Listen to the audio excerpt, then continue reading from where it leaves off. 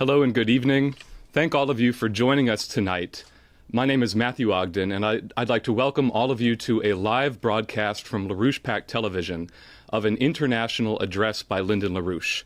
The context of this broadcast tonight comes in the wake of the dramatic events that we saw last weekend unfold at the United Russia Party convention with Vladimir Putin and Dmitry Medvedev, who announced their joint candidacy, with Vladimir Putin announcing that he will be standing for re-election as the president of Russia. This was immediately followed by the public humiliation of now former finance minister Alexei Kudrin by the now current president Dmitry Medvedev. These events present to us an historic opportunity, an opportunity to open a new chapter in human history, a chapter which will be determined by the leadership worldwide of a great Pacific alliance, Russia, China, and a post-Obama United States. Now, in order to seize this opportunity, patriots in the United States will have to rise to the occasion and have the responsibility to reciprocate the bold and courageous actions which we saw exhibited by our friends in Russia last weekend. Tonight we have a special international address by Mr. Lyndon LaRouche. Mr. LaRouche will present an opening statement, which will be followed by a short discussion in which we'll take a few questions from members of the audience we have gathered here. So without further ado, I'm proud to present to you Mr. Lyndon LaRouche. Thank you. Well, there's going to be some sad news in this tonight. There also is, as compensation, the opportunity for a great step forward in terms of the conditions of humanity. Now, there are about three sections to what I have to say today. There's a short interpretation of this. But one has to recognize that we have entered into the most dangerous period in known history of civilization.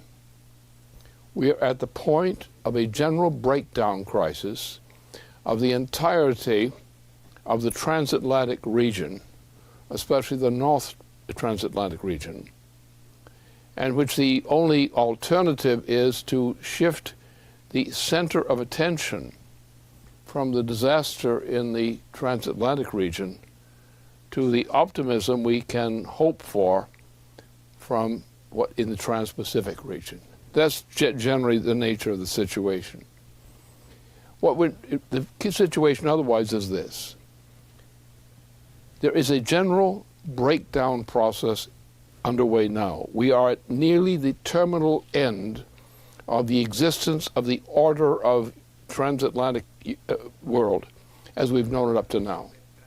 Exactly what hour or even what day this thing is going to collapse, we don't know. But the collapse is now, in its present form, barring a miracle, inevitable. The first condition to be considered is the following.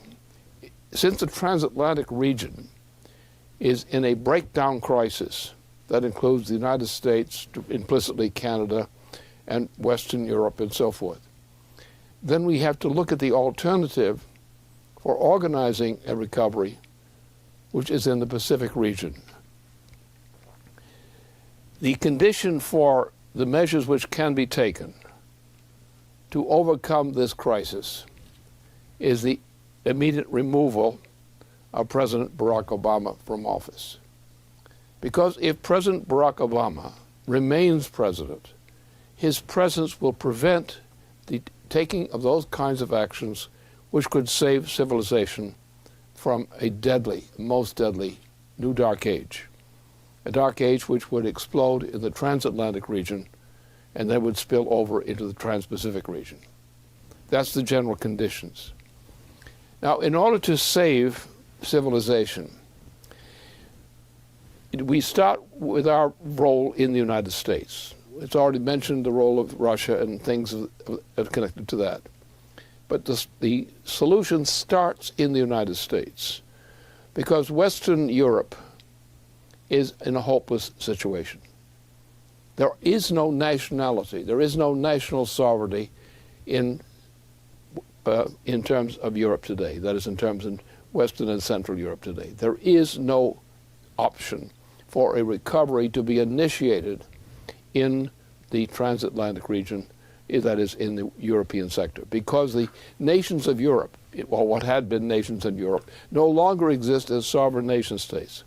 They have no sovereignty with which to equip themselves.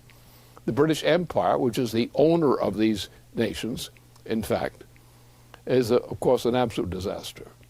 So therefore, we have to turn our attention to the Trans-Pacific region, where it's also threatened, but it is not in the stage of disaster that the transatlantic region, and including the United States otherwise, is involved in.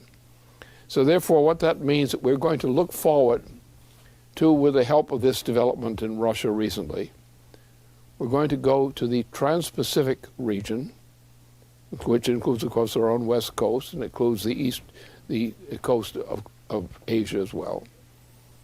And we're going to go there where they are not yet bankrupt, where they still have some semblance of sovereignty, as Russia has secured its own sovereignty with the actions of the past week.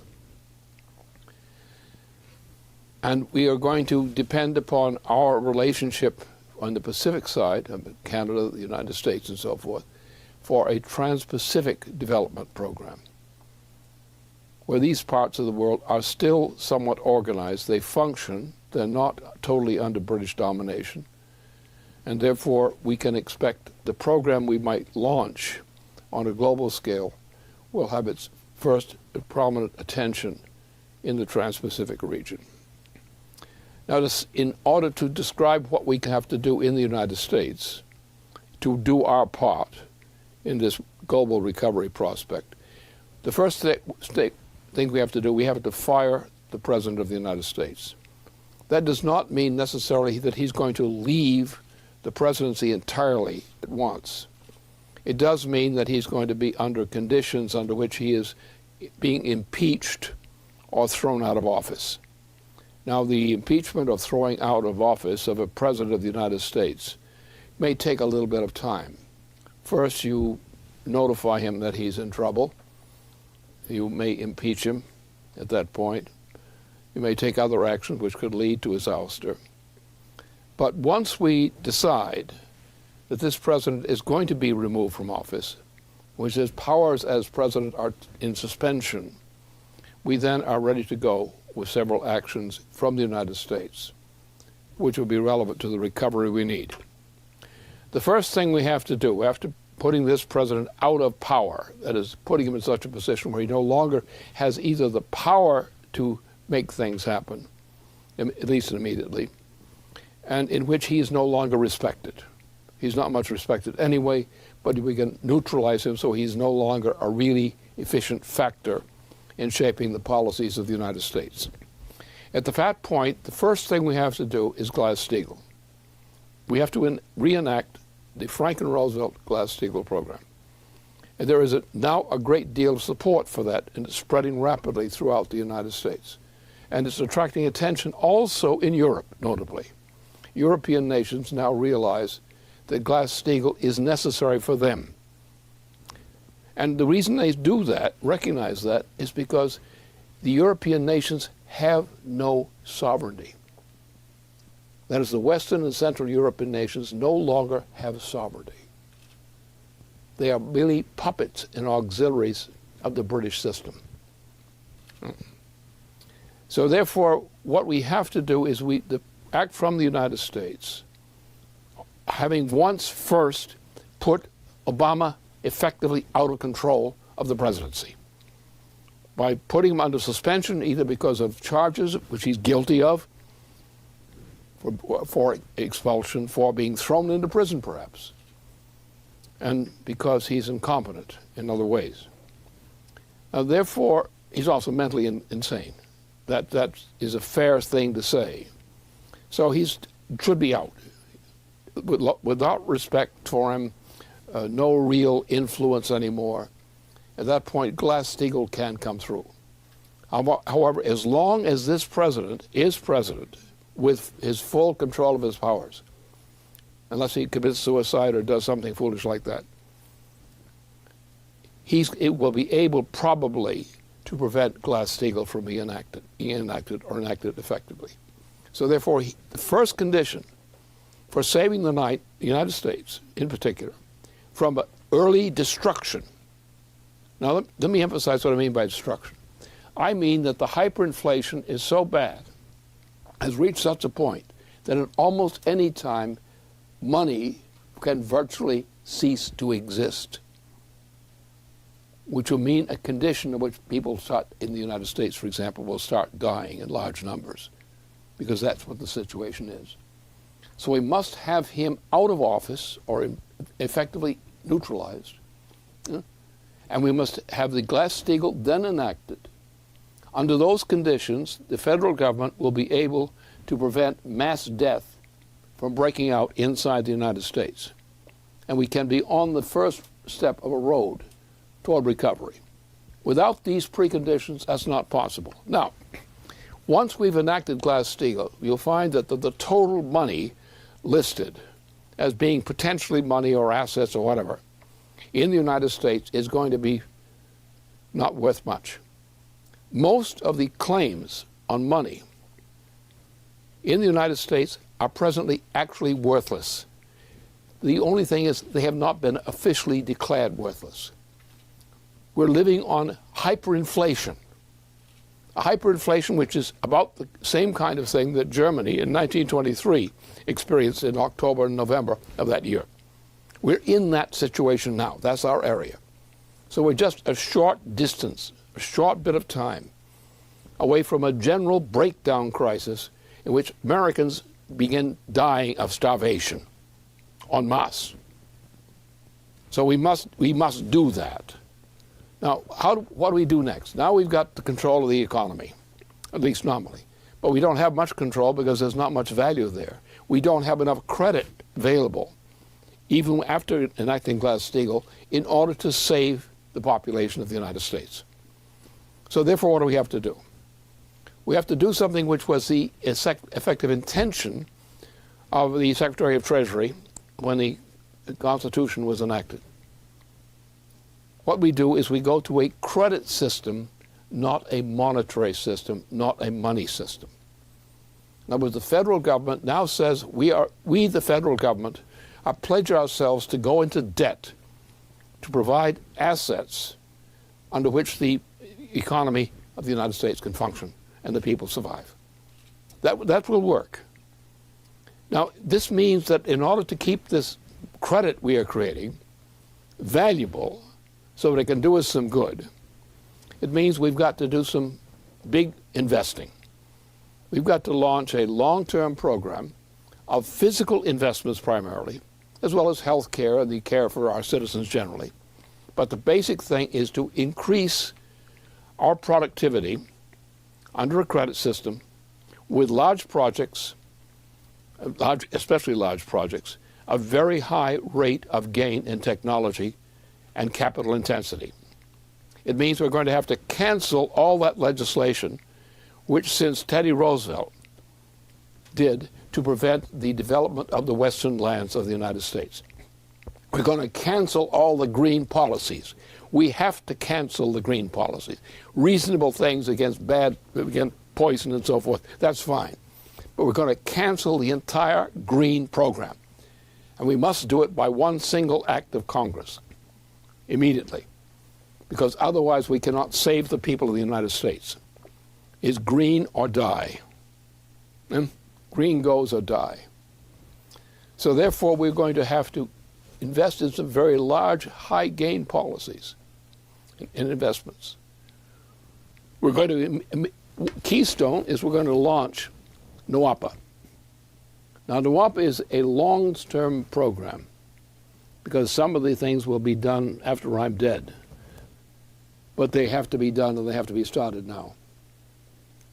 So on that basis, we're going to have a recovery program, which is effectively a full employment recovery program. But more than just recovery, it's going to be generally high technology and capital intensive, as NWAPA typifies that. Now, this then leads us to what's the solution. I've said earlier, intention is that China, Russia and other countries of Asia, of the Asian, are going to begin cooperating as Russia and China are doing, and India will join in doing that. Therefore, we will immediately enter into a trans-Pacific orientation as opposed to the present transatlantic orientation. That is, the U.S. economy in recovery under these conditions will shift the center of its action to the trans-Pacific region rather than the present transatlantic region. Why? Because Europe, continental Europe, is non-functional. That is, the western part and central part of continental Europe is no longer functional. You are going to try to save it, we're going to work to save it, but it cannot really carry its own weight right now. Therefore, we're going to live on the basis of high-powered investments in the trans-Pacific region, from the Arctic Ocean on down. The key thing on our side, of the western side, and the central states side in the United States, will be NWAPA. NWAPA will be the driver, which goes together with giant projects, which are now underway, in terms of Russia, in the Pacific coast area and the adjoining area of Russia.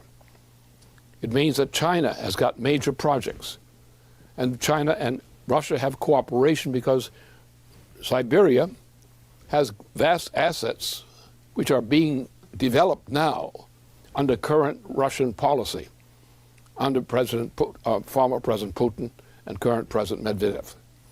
Those projects are going to develop the resources and the Pacific basin of Russia.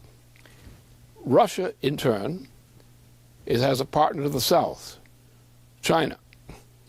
China has a large population, where northern Russia has a very relatively small, or not a dense population. Siberia has resources, physical resources. China has people. Russia has a commitment to advanced technology. China now has a commitment to advanced technology.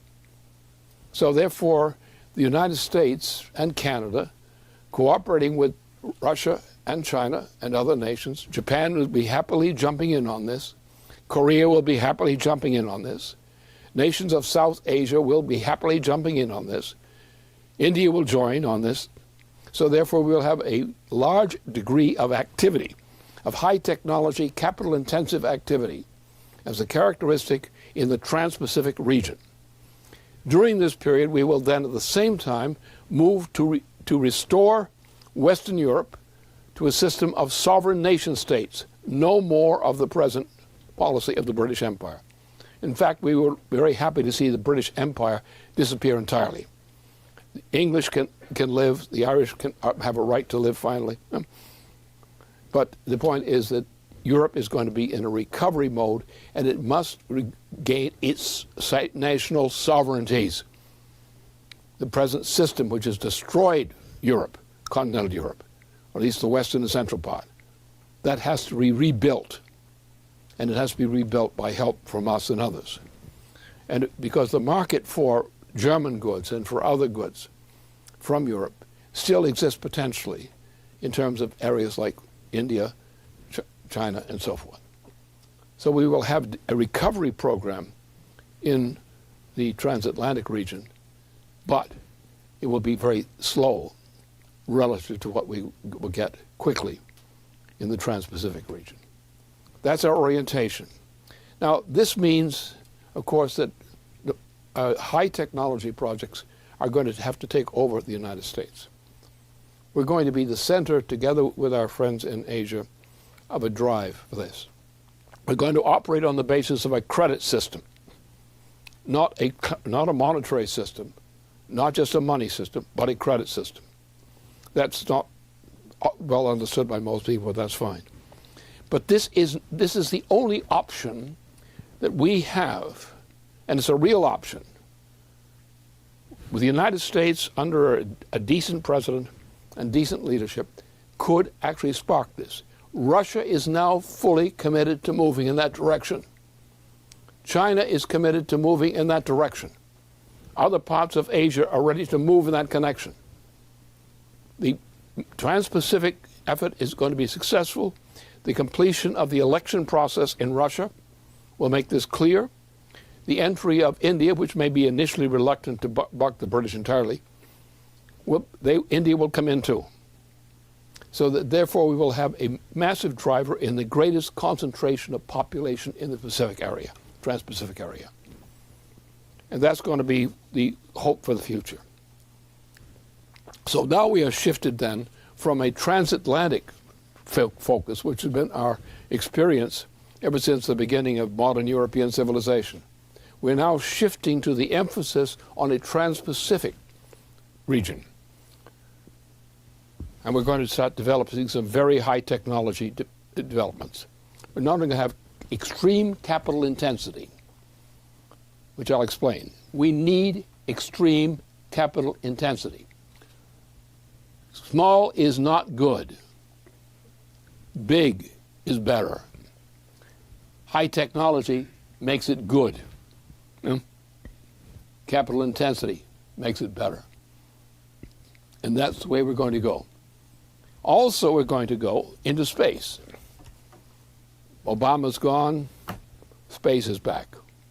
NASA is back, and similar kinds of programs are back. We need them. We need the technology. We need advanced technologies of a type which are now virtually banned by this present U.S. government. We cannot make it without those technologies. So we're going to do it. So NWAPA then becomes the driver from the United States side of the development of the United States as it had never been developed up to this time before, as was intended by John F. Kennedy before he was slaughtered, before he was murdered. The murdering of Kennedy is what killed NWAPA. It was ready to go. Kennedy had signed on to it. And only the assassination of John F. Kennedy stopped NWAPA. So as a revenge for the murderers of John F. Kennedy, we want NWAPA fully back. And that is going to be the driver, which is going to play a key role from the Arctic throughout the Pacific region of a transformation of the economic character of this planet. And on the basis of this, we're going into space as space has never been considered before. And John F. Kennedy would be happy. He'd be happy with the Pacific Basin program. He'd be happy with NWAPA. He would be happy with defeating the people who murdered him. And we're going to do that. We're going to keep our honor. We also have another one, a challenge. As one astronaut said recently in a meeting, we cannot confine the human being's population to Earth alone. We must develop mankind's occupation of space. Mankind must take over more and more influence over the galaxy within which we live. And these are the kinds of projects which are required to bestir the imagination and hope of the people of the United States. Everything I've said here, I know well, is perfectly feasible. The problem is we don't have much in the way of guts recently in our United States or in Europe. The guts to undertake these kinds of projects which are perfectly feasible. Projects which have been intended, as is typified by the case of NWAPA. NWAPA was clearly intended. It was clearly designed to be implemented at the time that Kennedy was murdered, was assassinated. And he was assassinated because the British wanted a war in Indochina, a decade of war in Indochina. And the United States and the world has never retreated from these meaningless wars, these bloody, meaningless wars, which are typified by the Indochina War, and the wars that have followed and followed and followed and followed since that time. So therefore, we have to go along with a galactic view for many reasons, including our basement organization is well aware of some of the features of this. This is why it's important for us to move in on the galaxy and to begin to take a hand in shaping the future destiny of the galaxy, at least on the fringes of it to start with. We've got to do something. I'm not suggesting putting a pilot station in the galaxy someplace. We're in the galaxy already anyway. But we're going to look at some of our neighbors in the galaxy and see which ones are susceptible for our encroachment, and that soon. So that's our challenge. We have the opportunity. We have the necessity. We shift immediately with the help of our allies in Russia, China, and we know India will come in. We know that Japan will be happy to come in. We know that Korea will be happy to come in. We know that Indochina will be happy to come in. We know that Australia will be looking, who are the British, will the Australians will say. We don't need them anymore. And with that organization and that approach, we have the possibility before us of a future for mankind. It's a future for us to lead. And what has just happened this past Saturday with the conference in Russia, the ice was broken. A new era has entered. And you're going to find out soon, if we don't all go to hell in the meantime, when we get this thing going, you're going to find out that the United States, Russia, China, and also India will be the leading nations which will define the driver for the transformation of this planet from the threat of doom to a generous recovery and to a great future. Okay, thank you.